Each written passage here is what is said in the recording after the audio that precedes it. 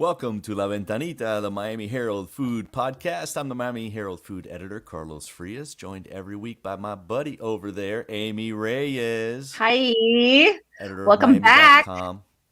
I know we all took the week off because the guy that makes this show really happen, Pierre Taylor, who's our director, our technical director, and the guy who if he didn't care about this show, There would be zero show. it would go away. It would go Yeah, for away sure. overnight. Well, it's just so you can see, like, I cannot be here. And I mean, you and I could do it earlier, but like, so that you could not be here.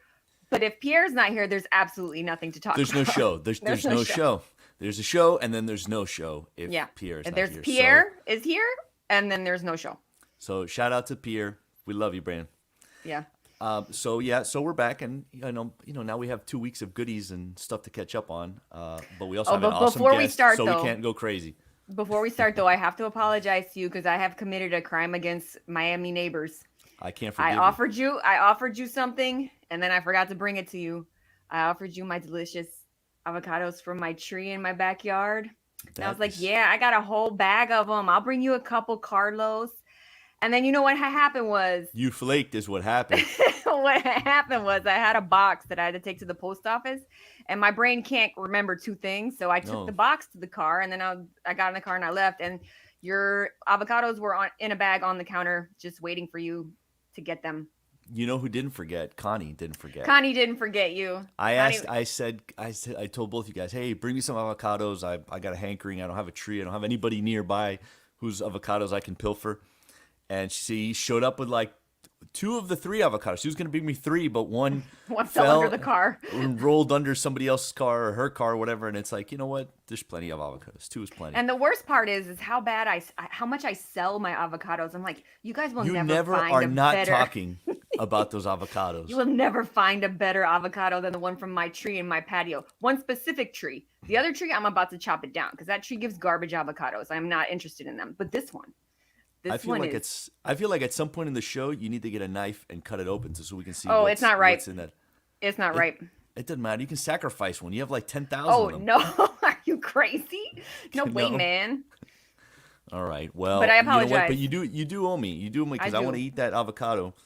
Because we have I love Florida avocados. Like I like the lightness of them. I like them. The Haas ones to me is not like an avocado I can eat right out of. Like open the fruit, put salt and pepper and oil and vinegar on it and just eat it. It's like honestly, too rich. That's how I feel about Florida avocados. I feel like Florida avocados, they need a lot of stuff to make them good to me. Like these avocados, I don't know what the hell kind of avocado this is. See, I don't know where it came from, but we planted it from a seed. It was from an old house. I used to live on 30th Street and 127th Avenue over by St. Kevin church. And that patio had this tree. And when we moved, we took a seed and we planted it in my backyard. Oh, wow. You planted it from a seed. Not a lot of people do that. Sometimes they take a long time to grow. It took a long time. It took a solid 6 years. 5 years? Yeah, there you go. Yeah. Yeah, no, that's well, good for you, and thanks for being at the strip club. Like, look, don't touch. You can't have it. Can't have this avocado. Nothing for you. Right. So sorry. Well, you know what? I'm not gonna let you have any of my planchita sandwiches when I start pressing them. Oh, you can't deprive me. You can't have none of that. No, you can't deprive me. So my planchita. So tell us the update. We need the update. All right. So they told me it'd be 2 to 3 weeks. We are now at week 4, but every Monday I'm like, "Hey, you up?" I just send them a note. How's my planchita doing? I sent them a note like, hey, no rush, no pressure, just curious if it's all going fine. And they sent me some little update pictures. It's like your planchitas at summer camp and you want an update from the counselors. I do. I just want to know that she's okay and that everything's fine and that there are no concerns. So they took it apart, they disassembled it. And you can see a picture there. Oh, wow. That's an interesting look. They got up in them guts. They're all up in your plancha's guts. But this guy's he's committed. He's committed to not just doing it, but he wants to do it right. He wants it to be awesome. His name is Oscar. I think they're called Sunshine Polish and Plating or something like that. Sunshine Polish, Plating, and Planchita. And so you can see right there, he's already he chromed one piece, he polished the other stainless steel. I cannot tell you how years worth of grimy that was, and it's like it's really coming together. See, if you've seen that picture, there's a Pierre put a Yeah, photo up. anybody who is watching can appreciate the grime that was on Carlos's planchita, Yes. and the before picture, the after picture came before the before picture, and the after picture looks real clean. Yeah. I mean, he's building he's building a new handle for it. It's gonna be all like, Dude, polished brass. I'm super pumped, but you are I'm, next level so extra. unless you show up with aguacate, you can't have no sandwiches All right, for my all right. planchita. All right. That sounds fair. All right. But in the meantime, I'm just filling up on pizza. I think you've seen my feed. Yeah, dude, you are going through a pizza period. I am going through a Carlos, serious pizza Carlos, phase. every other day he's sending me pictures. Look at this pizza.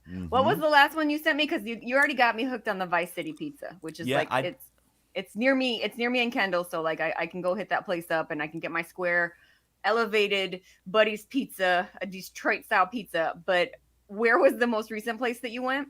So I went to it's called Pie City Pizza, and it's this guy. The name he goes by is Jeremiah Bullfrog. That's not Okay. obviously not his real name, but he was like the original food truck guy. He was like the OG food truck guy. He had one called the Gastropod, like when the food truck movement started. Okay. And he was like, I think he's Rick Ross's personal chef, and stuff like that. Like he's real. He's really into it, and he's been making this one like Detroit style pizza. It was at the Timeout Market for a minute, just under a year. Pie City Pizza. Pie City Pizza. You got to find Okay. him. Now they're moving around again, so you got to find him on Twitter. You got to find him through Instagram, and it tells you where he's popped up. So he popped up at this off-site brewery. It's like a brew pub out there by the Tequiza guy and the Box Elder guy, and it's a really great spot. Like they make such great, like approachable food, like the kind of food that you like having at a bar, but done really well. Real like fancy it's got pants? super little. I think things I that remember make you it great. describing the hot dogs that they make. Like Yes. they go real They hard for make their hot their dogs. own hot dogs. They Yeah. are making their own hot dogs, and it's like con eso te lo I digo would go. todo. I would leave Kendall for that just to try because I kind of do like hot dogs, but like I would leave Kendall for like a fancy pants hot dog. Yeah, and it hurt to not go there and order the fried chicken sandwich and the hot dog, which are fantastic. It's called the Super Good Chicken Sandwich, and it's super good. And It delivers. And the beer that they brew is called the Super Good Lager. And so it hurt not to order that, but I had to have this pizza. And like I defer to you. I was like, so it's super puffy. It's a focaccia style, and it's super puffy. It's got to be maybe 2 inches thick, crusty edges. Yeah. They made one that's just like sauce, like a spicy, saucy Right. one, and really good, very like, but still kind of airy, not like 2 inches of dense Of pie. like grease, yeah. Yeah, and so it was really good, and he's moving around. You should find that Well, place. I it think you'll looked like like it looked like it had like slabs of beef on it. What was on top of it? No. That was like that was the like pores of sauce, like thick pores of red Okay. sauce over the top, and No, but I thought that you sent me two pictures. You sent me the other one. one was pepperonis. It was Oh, like okay, just okay. covered in little beautifully cut pepperonis, and that was Well, Buddy's good. Pizza, returning to the Mhm. OG of all these the mother pizzas. the mother the of Detroit mothership pizza, of these pizzas. right? Buddy's Pizza, one of their most popular pizzas was their ground beef pizza. Like they would put okay. carne molida all over the top of one of their pizzas, and the fact that the focaccia was so focaccia-y made it so that like it could sustain like a whole Yes. like ground beef situation, and you would eat the F out of that. Well, you know what hit me about that pizza is that I get why Detroit likes that pizza. Like in a place where it gets cold Yeah. and like it's winter and you get something that is warm and is substantial, Yeah. and it fills your belly, and it feels like it's like the compliment to eating a bowl of like hearty soup. Yeah. But make it pizza, Exactly. So I got it. Except that Yeah. it was 90 degrees outside, but I still ate the hell out of that pizza. So Well, for those of our listeners who are super into pizza too, we are currently doing our internet pizza poll. our So you internet can totally vote. fake Yeah. pizza poll. Our pizza poll where you can decide which your favorite pizza place is, and Yes. a couple of the places that you featured in your most recent roundup of new and exciting pizza places have made it, like Vice City Pizza, which is Vice in City Pizza. Kendall. Yes, Yeah. they know how to use the internet and vote. They do, for Yep. sure. Oh, and speaking, who else is on that list? Mm. Casolas. Oh, bum, bum, Yeah, bum. give us the update because there is some chisme with castolas. Yeah, so this guy who's got a really great Instagram account called Miami Stadium, I want to say is the name, and he does a lot of old throwback photos. He posts a lot of old photos. He posted that Cazolas had been sold, that he was hearing that Cazolas had been sold. This was like late yesterday, and I called them up, and they are like, "We're not making any comment publicly," which means Something's happening, but we're not gonna something's tell you. happening, but we're not going to tell you. And but as it turns out, it looks like it's being bought by the folks at El Carajo. Because I did call over there and I was like, "Hey, you know, is this true?" And it's like, "Yes, but let me some owners in touch with you." And I haven't heard from them. But like again, it was late yesterday, but so confirmation, like Cazola's is being bought by the folks at El Carajo, which, like Joe Jonas, many people may not know that it's a Spanish restaurant inside a BP station on the corner of, I want to say, Southwest 17th 17th and US one. and US 1. And it's been there for easily maybe 10 years or something like that. Yeah, that And place is my jam. I it love is that place fantastic. It's a true hidden gem because it is for hidden sure. inside of a gas station. Yeah, that's why Convenience store. we were like, should we even write about how Joe Jonas showed up there? Like, do we Yeah. want people to know? Yeah. Go No, blowing Joe up my Jonas. spot. Exactly. Jojo, look at what I discovered. Get Look out at of I here. found it. Go away, please. I want a So table. so it sounds like that place must do enough business to have bought the place next door. So I will see. I don't know if they are selling the land or selling or just buying, releasing the space. So those details I have not heard yet. So Right. we'll see. Maybe by today, Well, after I get off this podcast, I'll oh, do some reporting. you need to clear up some other pizza news too. What is You that? got a tip that Ray Pizza was closed. Yes. So same guy who posted that, like, what's going on with this Well, repita? what's going on with pizza in Miami? This guy's on top Yes. of it. Yeah, no, the flagship repita, which is the one across from Miami High, across from the High, had all the signs down. And I noticed it like the same day this guy posted something. So I drove in. I literally just drove by yesterday. I went inside and I was like, "Hey, is this still a repita?" And yeah, it was full of people. And the people at the counter had Ray stuff. And it was all. And she's like, "Yeah, they're just like Painting the painting the building. building or fixing something." So they took the signs down, but they're going back up and it's still a repita. Okay, well then, So if you want situation you crisis want your averted. your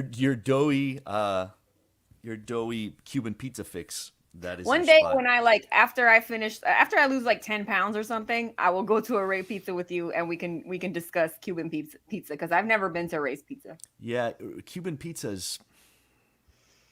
It's a you gotta just have grown up on it. We'll get into Cuban pizza at one point because it's one of those things that Cuba started in the '70s, basically like the government sponsoring new pizza shops. And that's like when I went to Cuba in 2006, there was a pizza shop on every block, Amy. And it became like the national food. So it makes sense that like when these folks came over during El Mariel in 1980, They were this ready place, to make some pizza. yes, this place opened in 82. They had grown up with, you had a generation of people that had grown up with this particular kind of pizza, which is very doughy because what fills your belly more than a big doughy pizza with like very like kind of pungent cheeses, like they'll use Gouda in it, which has kind of like that pungent Swiss kind of flavor to it with mozzarella, very sweet sauce because Latins love sweet things. So the sauce is sweet and they love like like Hawaiian style pizza. Yeah, So did like they put like salchicha on it or did they use like pepperoni? no, they'll use like hot dogs. They'll call it Okay, yeah, that's what I meant. Like, pizza de perro, which I wrote about in my book. I wrote about finding pizza de perro and I was like, I hope wait. this is not what I think that it is, and it wasn't. It's hot dog. That's good. But we'll get into that at one point. But I think that we have held our guests long enough with our foolishness, and I do want to get his. I do want to get He's his. listening to us go on and on about pizza, and he's I like, want to get "These his pizza people." takes. I want to hear his pizza takes, and this is obviously Jeremy Ford. So Miami's first and only Top Chef winner, Jeremy Ford, has a Hollywood vibe, as you'll see, Mr. Flat Hat, but he could not be more down to earth.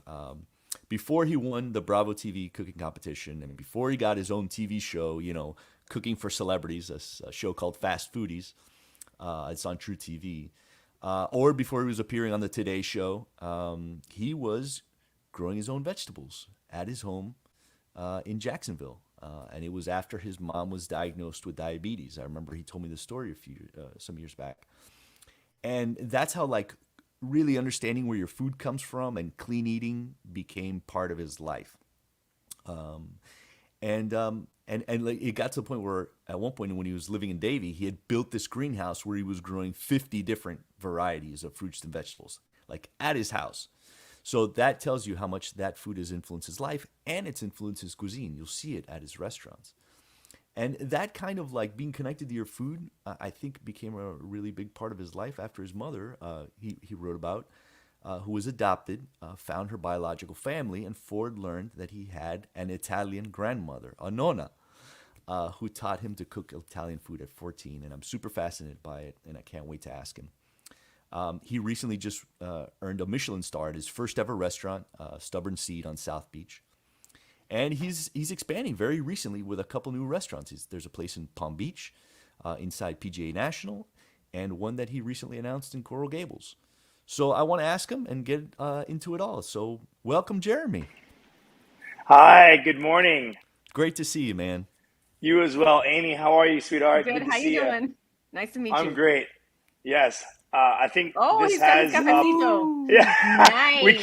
We can't kick this thing off without this, okay? Oh, I love man. that, man. I I'm I have so have jealous I have right now. three cafecito of right them. now. Oh, Oh, man. Oh, I'm man. so jealous. I wish we were there. We should have done it. We should have done Yeah, the I show have at your place. cafecito envy for sure. I know. Salud. Salud, Salud. man. Enjoy. Mm. Well, man, thanks for making time. I know that you have been traveling a lot. You've got the show, which it eats up, I imagine, so much of your time, and plus, not just your restaurant, but it seems like you really hit a point where you're like, all right, time to open some restaurants, and you started doing that. How did that get to that point? Like, it seems like you said, Stubborn Seed was your baby, and it is your baby, I imagine, and it's been for I think going on 6 years now, Mm-hmm. and you've recently opened 2 spots. So like, what happened that was like, all right, let's open some more places. Yeah, I mean, I'm a firm believer that I honestly, Carlos, I would be okay with just having this awesome restaurant, Stubborn Seed, working here 5 days a week, and ending my journey just there, because that simply is enough for me to be happy. This place is truly a statement of our hard work and who we are as individuals, and the culture that we have built behind this restaurant. I think is just so magical. So many individuals have come through this kitchen that are doing magnificent, major things in this world, in this community.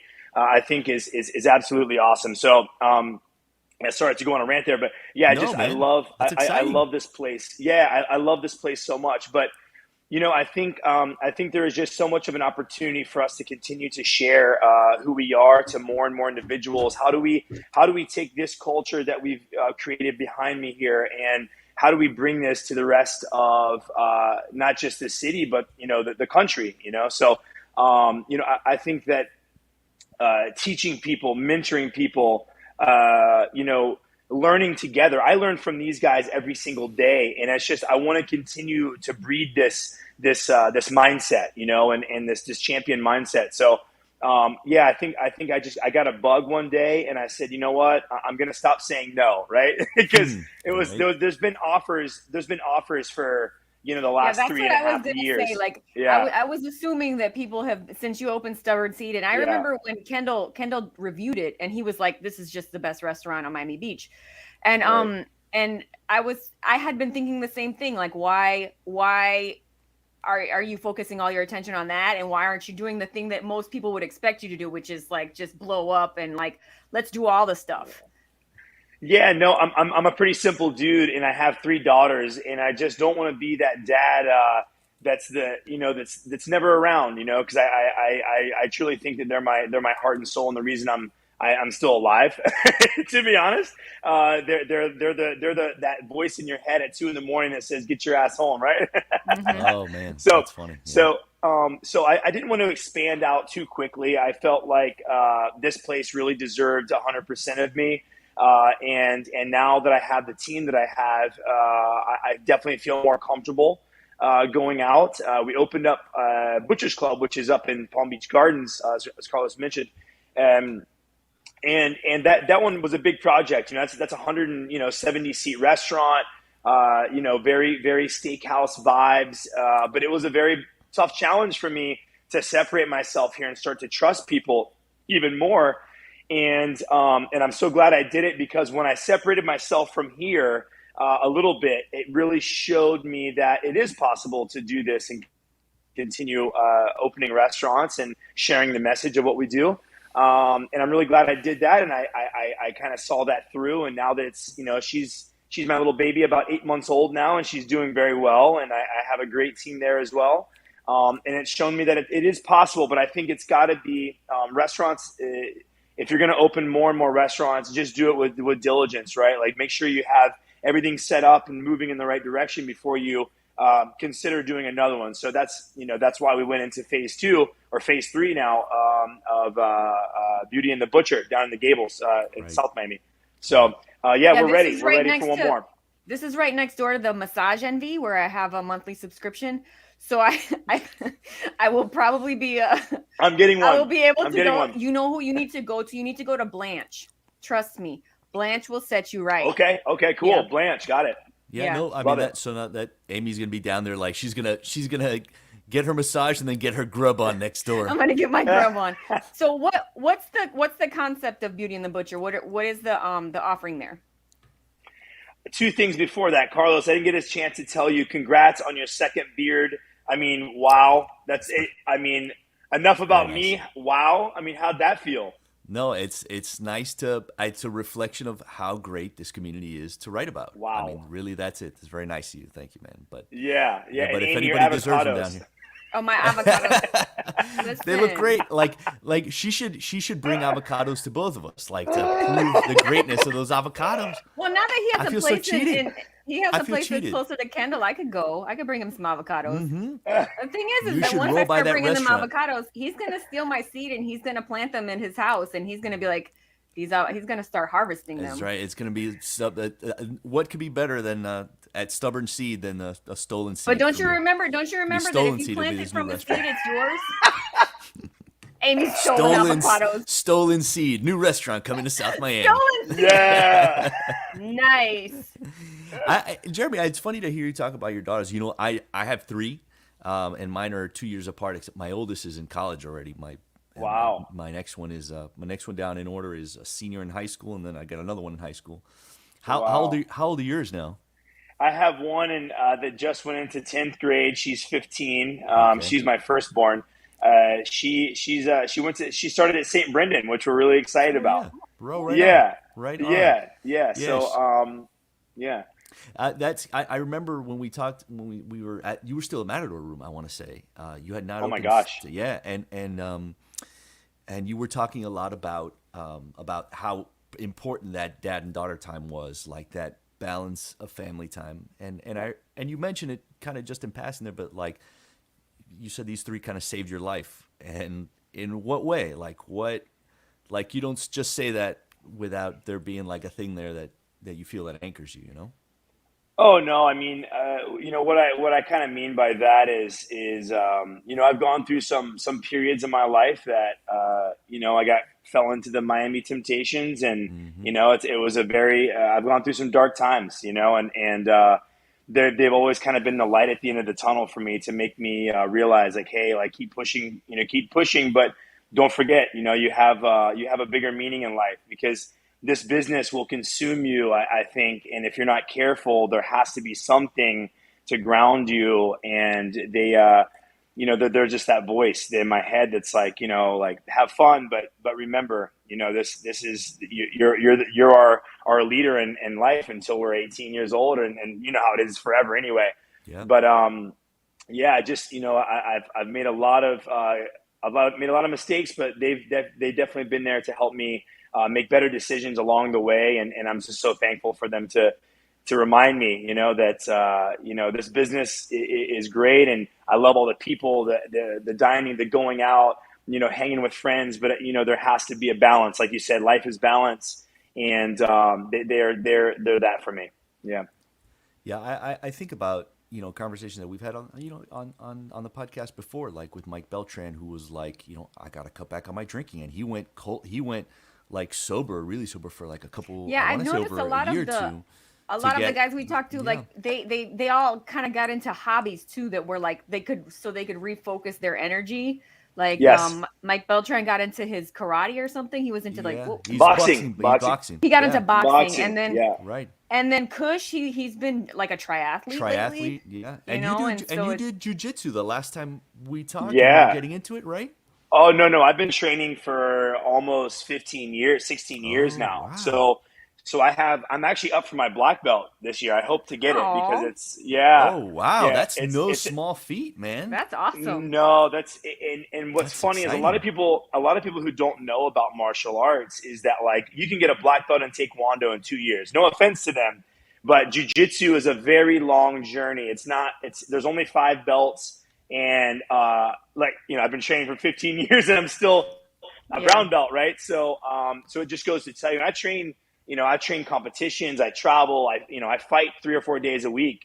So that's also another, pillar to my life is if I didn't have that to release some of those, built up frustrations and just, anxieties and all these things that happen to us as chefs in the industry, I think it's absolutely essential to have some sort of release, right? I mean, I like to go spearfishing. I think you have to keep your mind busy enough to where you're not out. You can't be out until 4 a.m., right? Because if you have X, Y, and Z to be at 6 a.m., when your daughter's like, hey, dress me at 6 a.m., it's like, you have to do 3 heads of hair. I've been there. Do 3 heads of hair getting ready for school, and that's next. 3 lunch boxes. Yep. Exactly.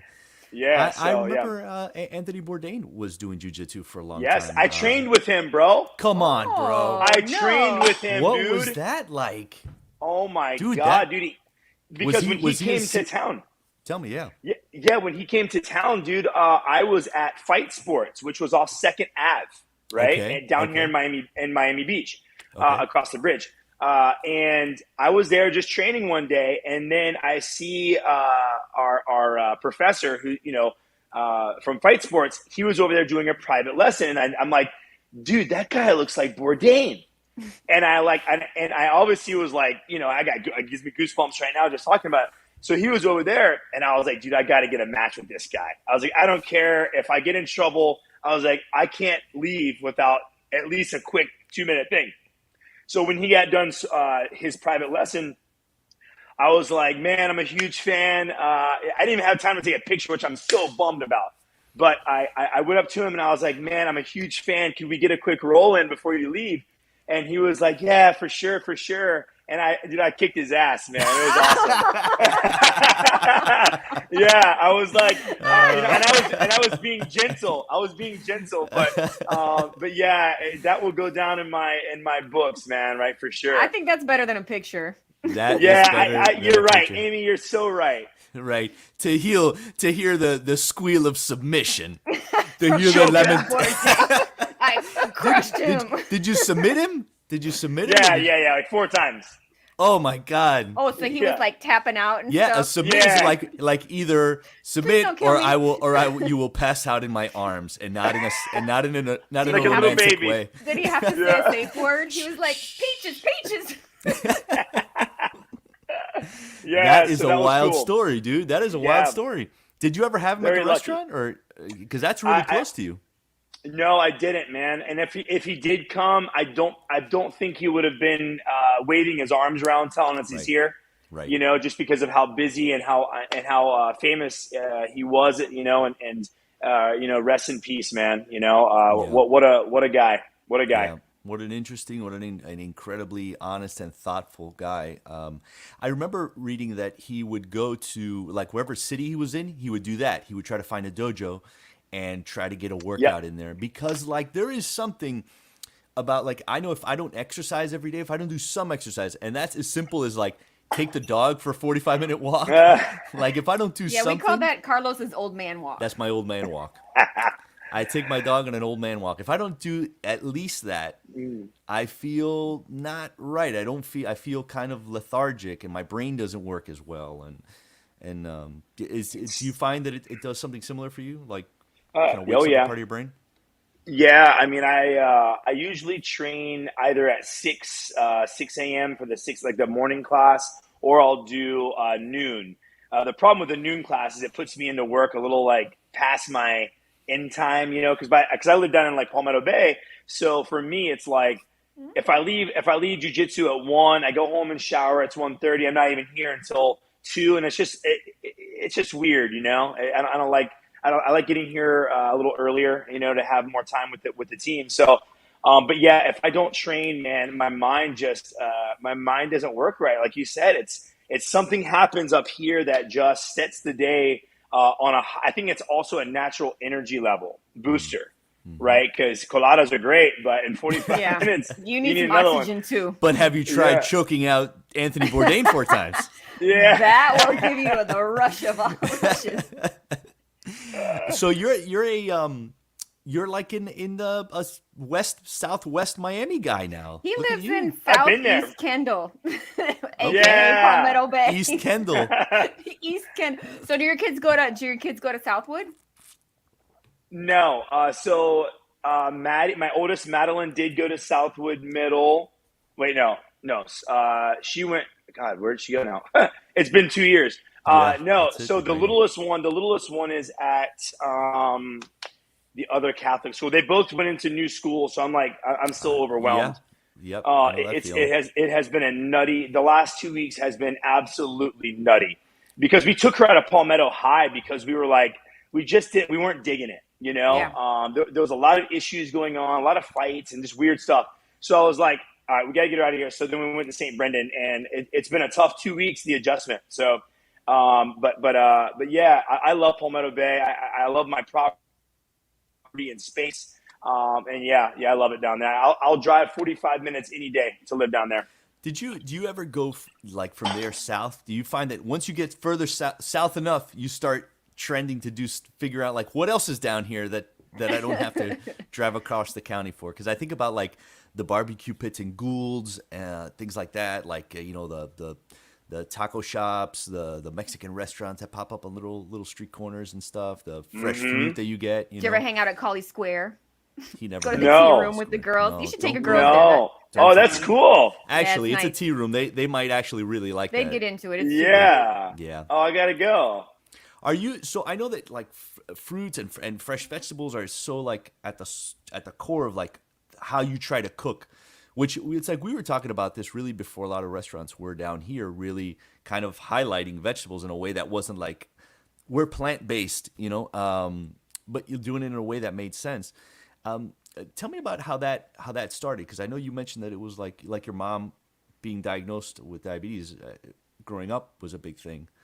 Because it was for me. Like I'll mention, like my mom, she was diagnosed with diabetes when I was about 10, Oh, wow. and like it changed my whole way of thinking because it had to, the way that she ate and then the way that we ate, and we really started thinking about what we ate. So I'm really curious about what that did to your way of thinking about food.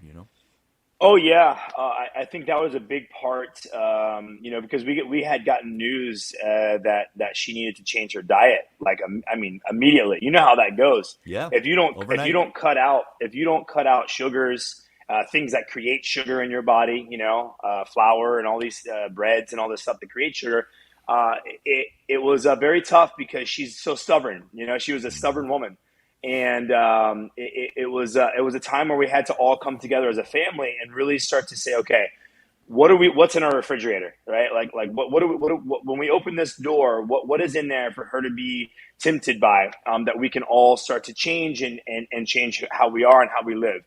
And we just started there, and I said, okay, how do I help my mom? Because I feel like everyone was very busy in my family doing stuff, and I said, like, how do I make an impact on her life? How do I jump in here? So I got really into to being a little closer with growing vegetables, learning more about dieting, learning about when to eat, what not to eat. Obviously, there's light. Food is balanced too, right? Like, I love a good burger. And I love eating that stuff, but there just has to be a balance. So I got really connected and started growing vegetables, and it really translated very well into my career because knowing how long a carrot takes to propagate a seed from seed to a carrot is 90 days, right? And when we go to the store, and we grab a bunch of those carrots and we throw them in our cart so easily, it's like, could you imagine how hard it was just to live 100 years ago, right? Like, right. We take it for granted how easy it is to go and grab a handful of carrots. And until you really go through the process of creating that carrot, you don't know anything about it, you know? And I think that my daughter, it was a double win for me, because it was not only did I change my life and my mother's life, I also brought my daughter, my 15-year-old Maddie. She eats everything now, because at the age of 4 years old, me and that girl were planting seeds in my backyard, and she was seeing and tasting things at such a young age that she was like, you know, mind blown. And then that now translates into, I took her to a Michelin dinner out in, when she visited me when we were shooting season 2 in LA. We went to, I can't remember where it was. And we had this like tomato, right? And tomatoes on the West Coast are just like another level, right? Because that damn soil they have. I wish I could like bring it here. But she takes a bite and she's like, "Dad, that's the best tomato I ever had, bro." And I was like, I was like, I'm so glad you noticed that, because if you didn't know about the sweet, like how sugar levels are different in East Coast to West Coast, you just be eating a tomato, blah, blah, blah. She recognized how much different that tomato tasted, and all the levels, the acidity, the sweetness, etc. And I'm like, man, I did my job, you know, like awesome. I showed her the way. So awesome. I think everyone who's listening today, man, if you have kids and they're just stubborn eaters, I highly recommend it's a very small investment. Get those little seed trays, get a packet of seeds from Johnny's Seeds online, and throw some in and just have some fun with it, because it's so easy. You throw some water on it, it pops up, you put it in the ground or in a bigger pot, and you just get to see these things with your child is so important, you know? That's really cool, because I found that with my own kids, and I think kids in general are just so curious about that. There is something that our world makes things appear. You know, it makes chicken breast appear. It's this shiny little orb at the grocery store. I feel the way you feel about vegetables. That's how I feel about meat. Yeah, that's how I feel about meat. Like, I don't know where it came from. I just know I'll eat it. Like, I think that if I had to see how the sausage got made, it would probably be like I would approach things differently. Much differently, I think. Yes. Go see a cattle processing plant, and that'll help you really stay vegetable focused. Yep. Yeah, totally. How do you eat at home? Like, what is your personal diet like? I'm curious. Dude, so I pretty much have in my life, I take off every Sunday and I spend it at home with my family. Awesome. It's one of those days where I really don't care what's going on in the world. I just care about them and that day. So to answer your question, man, I cook out of things I don't know how to cook very well. So last weekend I did Indian, right? So I really focused my entire day on Indian. So my very close friend Pushkar from Staj, he used to be with me even. He's wonderful. Pushkar's he's my brother. He's great. He's my brother. His food is fantastic. I have not been to Staj up in oh my West God, Palm, we got to go. And I'm dying to go. Let's go. Where is it? Go. When you want to go, I'll be up there. Maybe we can coordinate some kind of thing, and I'd love to go there with you. That could be fun. So Pushkar, Amy, he was Nevan Patel's right-hand guy, and then he opened the design district. He was the head chef at the design district. The Ghee in the design district. And then he went to open his own restaurant, Staj. And hasn't he opened a second? Isn't he opening a second one? Or it debuts actually this week was week 1. Right. But is it like way north? Is that what it is? It's Palm Beach. It's North Kendall. North Kendall. I was going to say, is it in Kendall or is it north of Kendall? No. It's North Kendall. So it's right there. Okay. Yeah, it's right there. It's all right there. It's like right where the that train stops working. You know, my wife takes the train to Jackson because she works at Jackson, so she takes the train. Right. Yeah. And she parks at Dadeland. Yes, because she hates traffic, so she parks at Dadeland, and she takes the train. Yeah, Alex Slackamore, you should take that train to downtown. To New World, right? Yep. To New World, yeah. Yeah. People don't think about it. People don't Yeah. realize the train system here is It's great. super helpful. You can Yeah, if it's you're helpful. near it. If you're near it, it's fantastic. But getting Yeah. to it can be a mission. Yeah, it's a whole thing. Yeah. I'm curious, because of that connection you have with your family, and it's so important to you. And I just read this little part, and just as I was doing some kind of background on how your mom learned that she was adopted, and I just curious about how that led to then you realizing you have Italian family, and then you have this Italian grandmother that teaches you how to cook apparently. And I don't Yep. know anything about that story, and I'm just so curious about that. Yeah. When I was, gosh, probably 13 or 14, maybe. Yeah. So my mother was adopted, and we wanted to find out who they were, if and then if they wanted to see her or not, right? Because there's that what if, like, they got rid of me because they never wanted to see me again. You never know, So right? You don't you never know, know. and You never know. insecurity. Sure. So because my father is such a good man, he was, we found out he started researching. He went to the library, started pulling up old newspapers from back in the day, and this guy went on a manhunt. Wow. This guy went on a literal manhunt, a mom Yeah, hunt. this was before A mom hunt. Ancestry.com. Yeah. Yes, this was before all that. I mean, you're talking, I'm 37 now, so it's a long time ago. But yeah,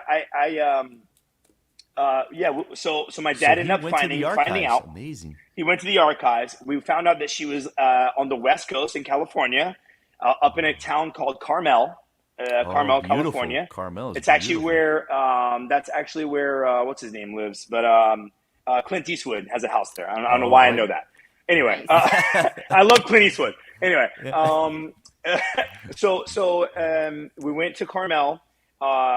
We went there on a vacation. We found out who she was. We got in contact with her. We met her for the first time in her home. Oh my goodness. She didn't really speak English. She was, she spoke Italian. Wow. And So that's yeah, amazing. yeah, That she is didn't really amazing. speak English. So me being a little rotten 13-year-old, I was like, I didn't really know much about what was going on. And we went in and we met her, and I remember she opened the door, and the aroma, I'll never forget. She was roasting. I'll never forget this. She was roasting a roast. I can't remember exactly what it was, but it was a roast. And it smelled just absolutely amazing, of rosemary and like these floral notes and this just aroma. So we go in her house, and she had cooked for us, and Oh, this was our wow. first meeting. This was our first meeting with her. What an So, emotional thing, man. oh my God, it was crazy. It was crazy, man. It gives me goosebumps talking about it. But we walk in the house, and we kind of we walk around. It's a little awkward. My mom's kind of there, and she's scared and whatever. And they start somewhat speaking to each other. And Your mom spoke a little Italian? yeah, she spoke like very little, Wow. Okay. but they tried. Between their both lack of it, there was enough to just get through, right? Right. And then I went to the kitchen, man. I'll never forget. I watching her slice through this roast, and there was garlic cloves in the roast. And I was like, what's going on right now? As she was slicing, the meat would come down, but in the loaf, you would see The perfect these chunks clove. of garlic, Yeah. right? And I was like, Wow. and obviously now, back then, I was like, oh my God, how'd she do that? Is she like magical? But obviously now she has one of those Yeah. tools where you like, like a little, like one of those sharpening stone steels where you go in, you stuff it with your finger. But Right. I was just like, Yeah, mind it blowing. totally changed it's Yeah. something completely new. Something completely new you come across. I had never seen. So that was something that I'll never forget. And then it was obviously a homemade pasta, and that's where it started. So then we relocated from Jacksonville, or not from, I don't know where we were living then. I was kind of a gypsy child. We moved around when I was like growing up, so Right. I don't really have Home base. roots anywhere but Miami now. Oh, So we East moved Kendall. our whole family. East Kendall. Yeah. We moved our whole family to the West Wow, Coast. that's Yes, we amazing. moved, and we lived in Carmel. We lived in another town, Redding, California, which is Northern California. And we spent a couple years there, man. And then she became ill, and we lost her. And then we thought that it was time to come back to the East Coast, and that's what brought us home. Was after she had passed, we Man, came what back. But it was what a great to gift. spend a couple years with her, man. What a Great. gift. What a gift That's you amazing. gave that woman. And what a gift that woman gave you guys in that very small Oh time in man. life, that like maybe whatever the story was why she couldn't raise your mom, whatever that story was, to be able to get Past like it. the best Yeah. of it, like everything all the cream floating the top and just getting the best of it there at the end, Yeah. I think Something, she probably felt forgave, right? Like Yeah. if there was an emotion inside of her, because giving her child, it was actually a forced adoption Oh by my her husband. goodness. Yeah, Oh it was my a God. forced. It was so. Yeah, the story is awful. It was a forced. Yeah, so I think that probably gave her a lot of peace, Yeah. because when we met her, she was. I mean, she was bawling. I mean, it was very emotional. But we found out later it was a forced adoption, and yeah, I think that us connecting with her those last 2 years of her life, I like you said, man, that probably really gave her a lot of peace, and it started a fire in me that maybe that's the reason I'm here today, doing what I'm doing. That's incredible. There's a I'll never forget a passage or section in a book I read called Shuggy Bane, where there's a character and there was a woman, her husband had gone off to World War II and came back, and by the time he came back, she had a son, and Yep. and he just like disappeared. That son, like that child disappeared, and he came back home, and it was like, "Where's the baby?" And the guy says, "What baby?" And they just went on with their lives. And I think that's That's how it characteristic was. of stuff did happen like that. And Yeah. how tough. And Yep. and so how did that whole experience, how did that change your life and the way that you thought about family and how you thought about your own roots, the way that you thought about, who I am, like I guess I'm part Italian, like that kind of thing, and that whole thing. Oh yeah, it's actually it was very nice to find out who she was and where our roots were from originally, because um when you're adopted, you just don't know the lineage and you just Of don't course. know who you are. Of course. And when we found that out, everything started making more sense. Do you have Like there siblings? was, yeah, I have an older brother. Yeah, yeah, but yeah, it gave us a lot of it gave us a lot of stuff to really like hone in on and give us some things to celebrate, because Amazing. and I do have a lot of, like, my style is heavy Italian, not a lot, like, probably 40% of my mindset creating a dish like has some kind of Italian influence, or some kind of, we always have a pasta here, so yeah, I love that stuff. What a beautiful gift to get, Yeah, yeah, it to was. send you on.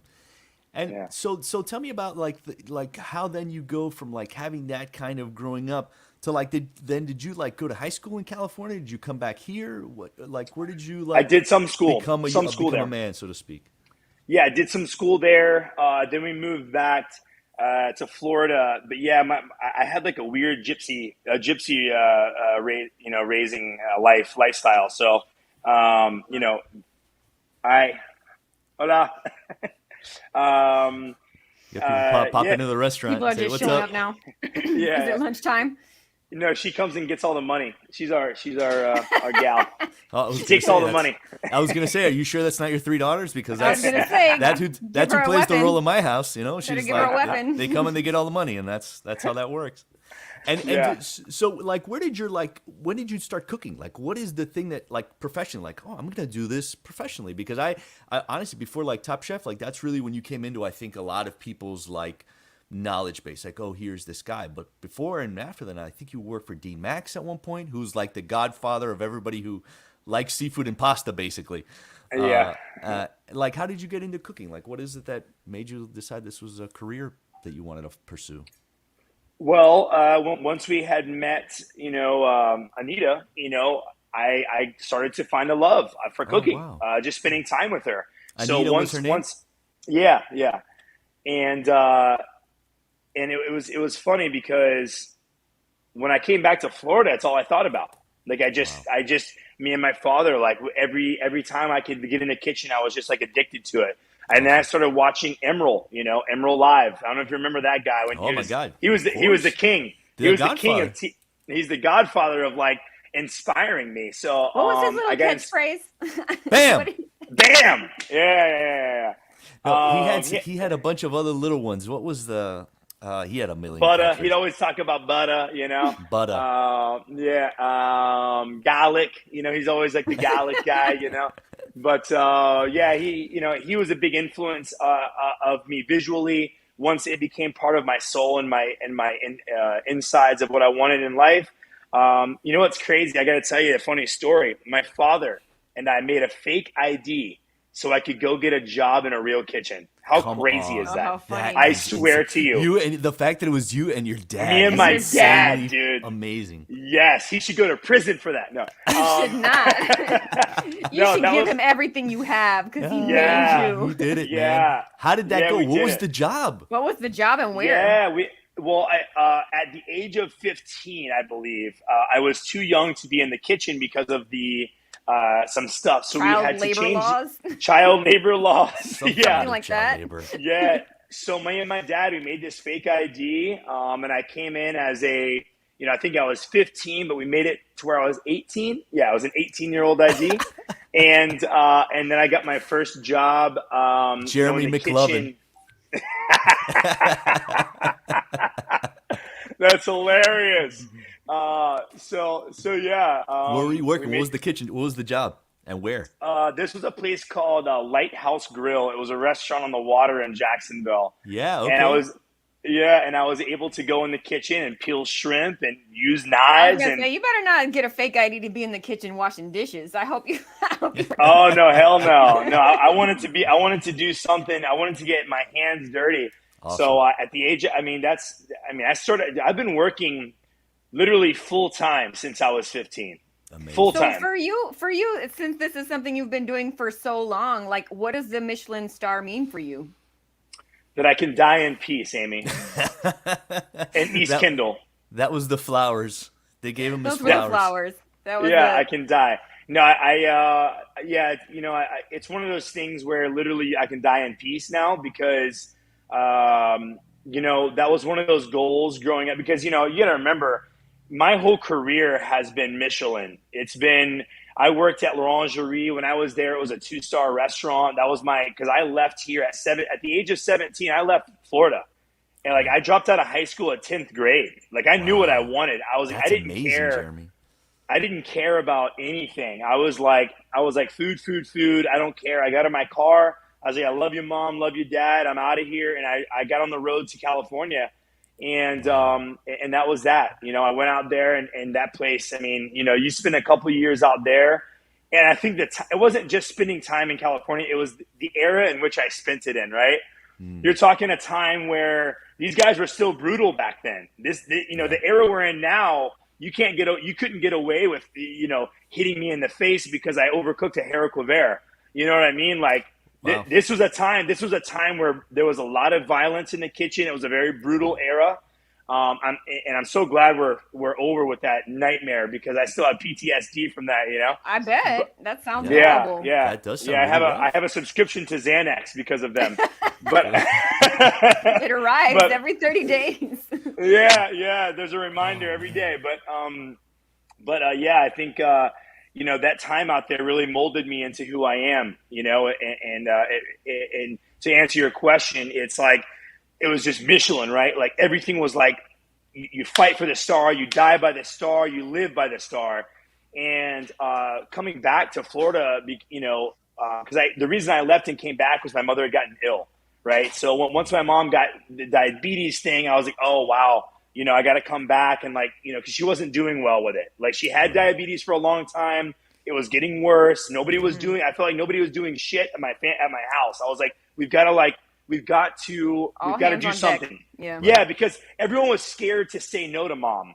Right? Everyone would be like, oh, well, that's just how she is. I said, I don't care what she likes to eat.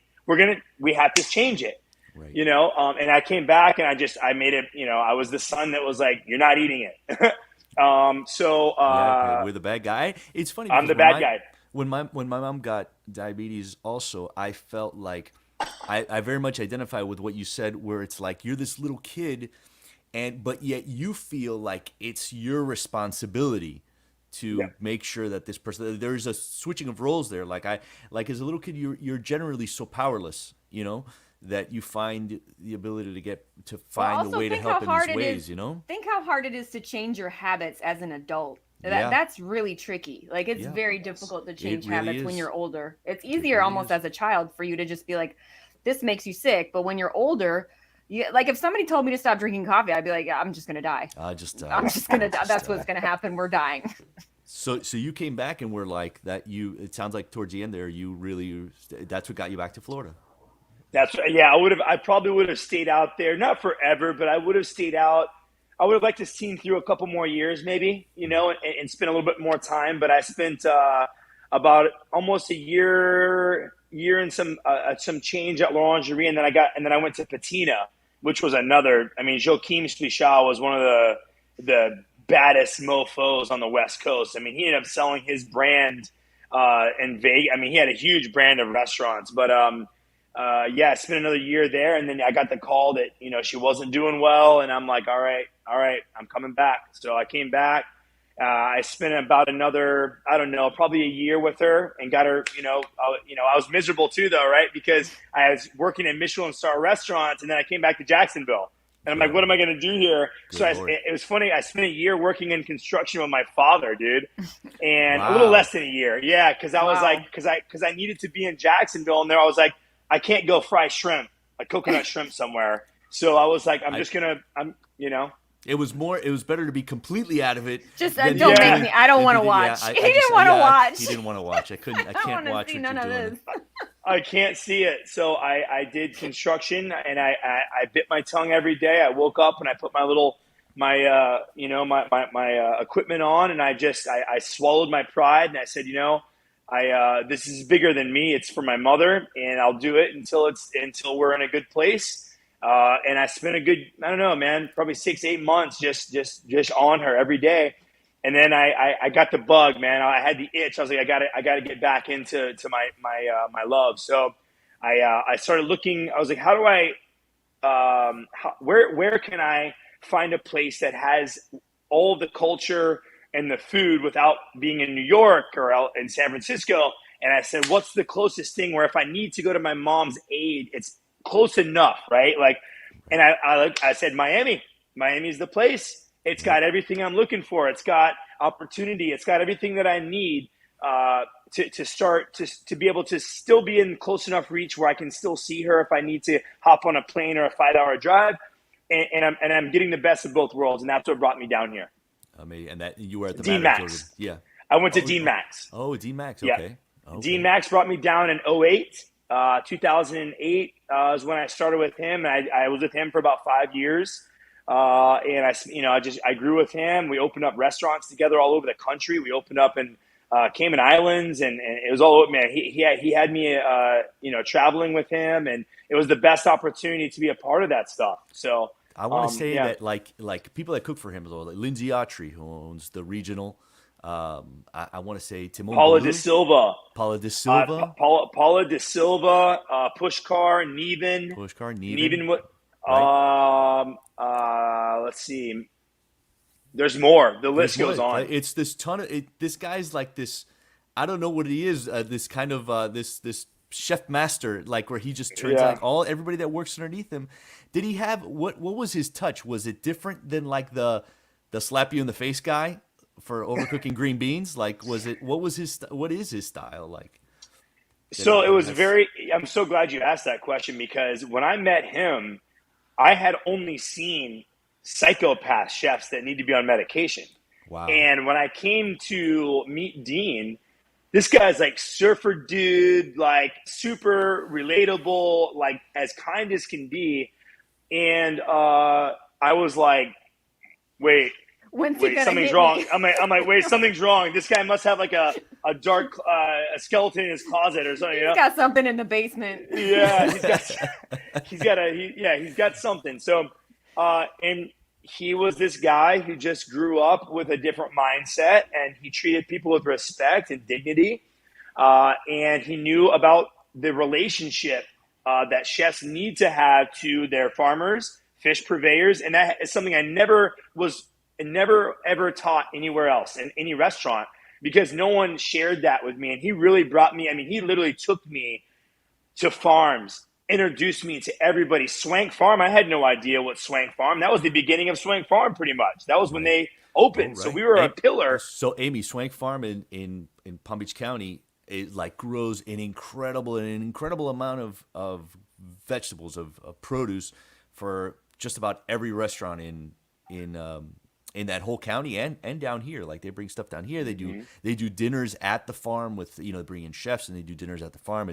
It's amazing. It really is amazing. Fancy. Yeah. Yeah. And he really closed the gap for me on how to have a connection with purveyors. It's not like you're not just buying a box of vegetables, man. You're like, you need to ask them how they're doing. Like, how's their family? How's everyone doing at the farm? Like check in on them. Start to care a little more about the people that are behind these things that you put on your menu. And that's why, like, if I hear one of these younger dudes that's like, has an attitude, or I see in a text thread, like just real, kind of an arrogant or just not really like caring or something, I'll pull them aside and say, hey, look, man, you may be frustrated with them, but that's not how you talk to them. Okay. You treat them with respect. They're part of our family. So I'm so glad that I had Dean to like reel me in on that side of it. Well, I think that's probably a good lesson too, because the nature of a restaurant is you want to have good relationships, because imagine during COVID, like if you have a supplier and you don't have a good relationship with them and like you needed them to front you something or whatever, like you need to have a 100%. relationship with the people that you're doing business with, because they'll be there for you. If once they know who you are and they know that you're good for it, they'll help you in the lean times too. Yeah, you're right. You're 100% right. Oh my God. I saw this show on Hulu called The Bear. It's about I can't watch it. Jeremy, it's so stressful. I could not deal with it. I can't watch it. I was like, did you back out too? Oh yeah, no, I'm done. Oh God, I tapped out. Yeah, I was like, I had the same reaction to it. I was like, this is I can't. Stressful. This is abusive. This is stressful. There's two guys yelling in the kitchen, and everybody's just trying to do their job. I was like, no, you can't have two commanders trying to go. One guy's trying to go all high end, and one guy's like, shut up, make some pasta. I was just like, no. Yeah, no, it's that show it's pretty close. Everyone's like, oh, it's just like, a restaurant. I'm like, oh, we'll calm down a little bit.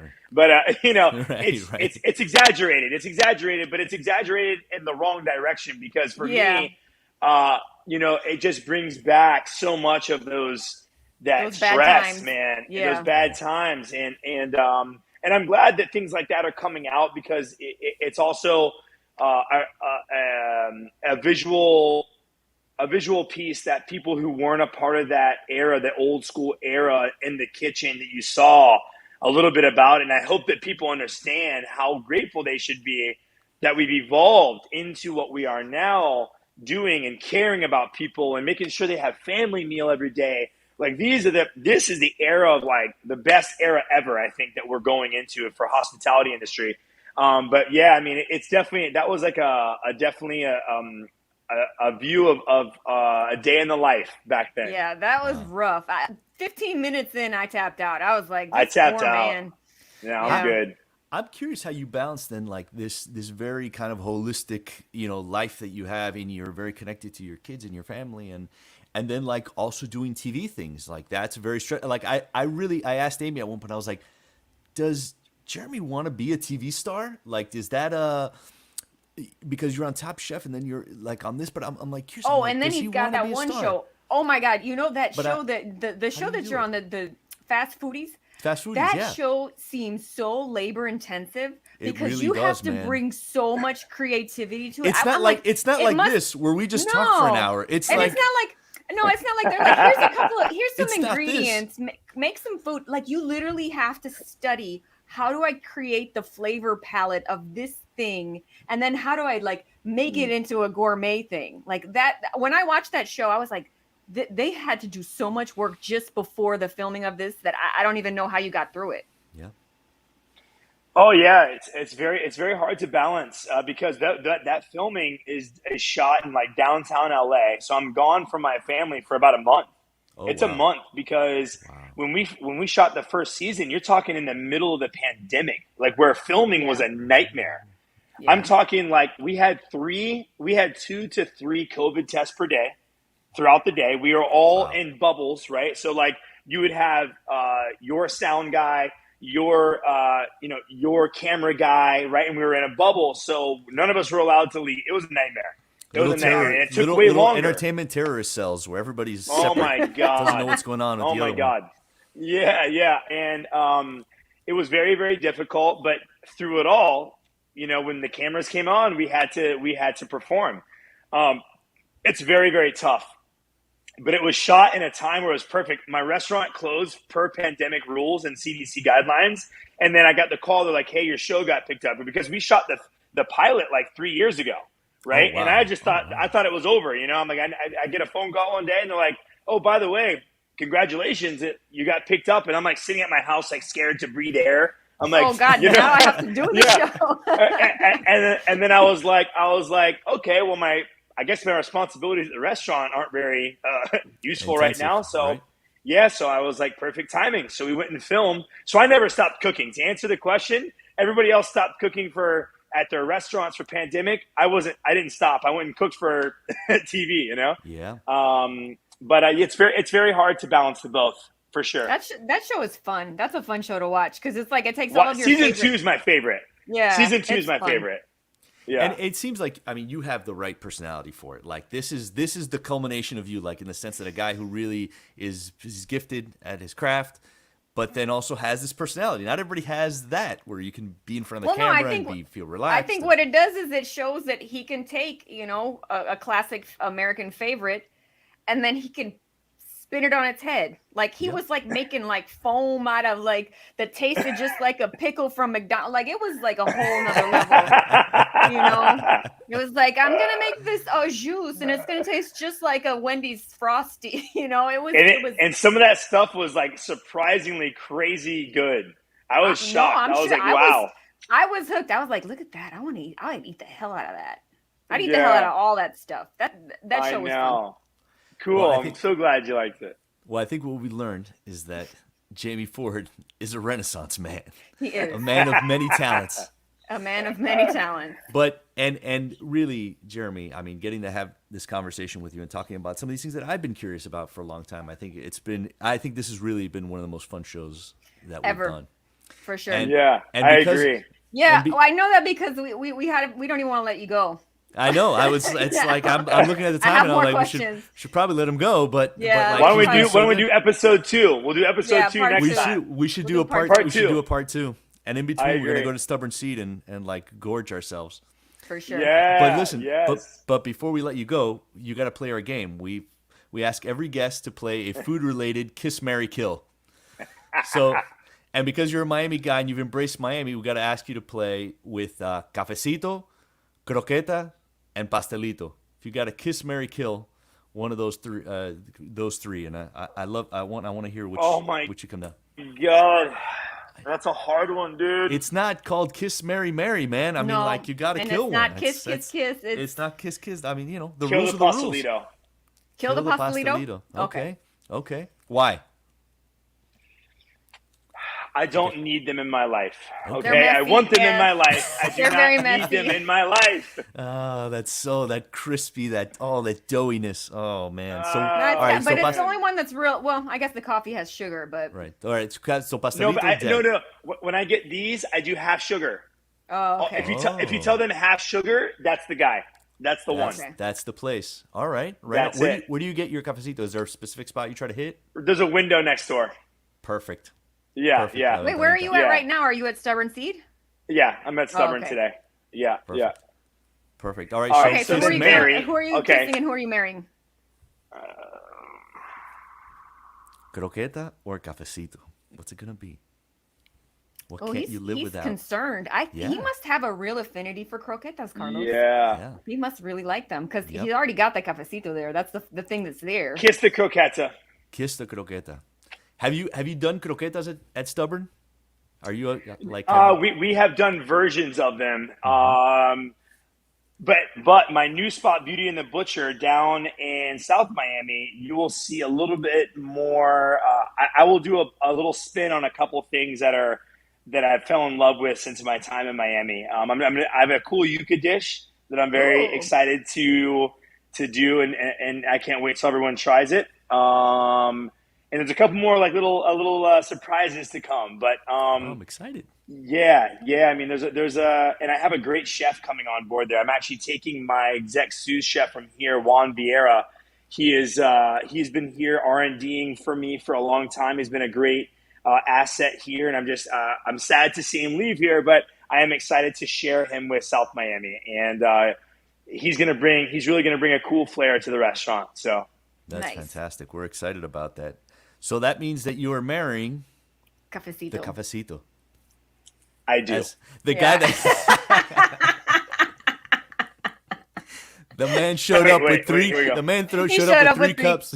Yes. It's a ring. It's on my finger. If you like to We're put married. put a colada on it. If you like it, then you put a colada on You it. put a colada on it. Jeremy Ford, you are Hell off yeah. the hot seat, and you have been so great and so generous with your time, and we can't thank you enough, man. Hell yeah! Thank you for having me, both of you. So good to catch up, and so much more to say.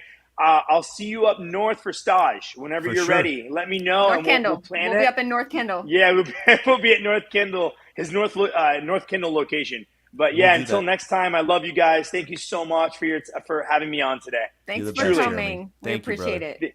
Thanks. Cheers. Talk to you. Oh, man. I can't He's the love best. it. He's the best. I'm a fan. I think this was my favorite. I don't know, man. This is up there. Yeah, I'm a Maybe it was my fan. favor episode. It's been.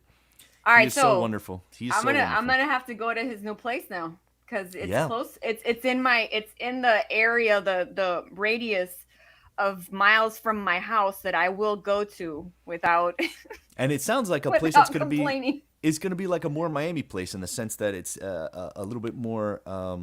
It'll be more approachable. I think because Stubborn Seed, he really pushes the limit there, and Yeah, and very he's got a fancy. South Beach audience too. I mean, like anybody can obviously go there, but he's got a real international audience here. This place might be like more like. Feel more like home, like Miami, related. Yeah. I'm very interested. I'm very curious to see what he's gonna do. All right, well, I'm gonna do a date night there one night. Yeah. I'll definitely meet you up there for that because that sounds great. Oh, and then we can go to Fox's Yes. for drinks. We can go to Fox's for drinks afterwards. I've been there again, and that place You're is. a regular. I think I'm a regular now. Carlos is getting hit on by 70-year-old women up at Fox's. Yeah. Oh, look at him! He's so adorable. Let me tell So you, cute. It's not that dark little- enough in here. that little old lady that 80-year-old lady who confessed to cheating on her husband at that place. That tells you everything you need to know On brand. about the Very Fox. on brand. Yeah. Amy, I believe that was an excellent show. I agree. I think And it's a this has been a show, and I show. think I'm a fan now. Yeah, 100%. If you're not a fan of Jeremy Ford after that, I mean, you're just not a fan of people, I don't think. That guy's great. Your life is sad. All right, let's try it again next week, okay? Next week. Don't leave us, Pierre. Never leave again. Bye. Bye.